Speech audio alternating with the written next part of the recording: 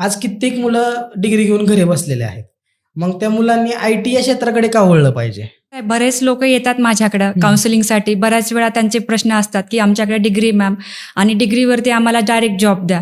So विषय असा असतो ना की बऱ्याच वेळा कसं होतं की डिग्री ही सफिशियंट नाहीये. बरोबर. कारण कसं असतं ना, डिग्रीमध्ये तुम्हाला जे नॉलेज मिळालंय, म्हणजे तुम्ही सब्जेक्ट क्लिअर करण्यासाठी अभ्यास केलाय, बरोबर, तुमचे सब्जेक्ट क्लिअर झाले, तुम्हाला डिग्री मिळाली. हो. बट इंडस्ट्रीमध्ये, स्पेसिफिकली IT फील्डमध्ये जर तुम्हाला काम करायचंय तर ते काम करण्यासाठी तुम्हाला ते नॉलेज पाहिजे.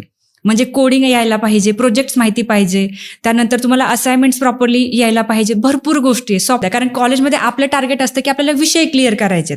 आपलं टार्गेट हे नाही की आपल्याला IT मध्ये जॉब पाहिजे, कारण त्यावेळेस आपण कॉलेज मोडला असतो. पण जेव्हा आपण कॉलेजमधून बाहेर पडतो त्यावेळेस आपल्या लक्षात येते की अरे आपल्याकडे तर जॉब नाही, आणि आपण इंटरव्ह्यूला जेव्हा जातो त्यावेळेस कंपनी हे सांगते की बाबा तुझ्याकडे स्किल नाही.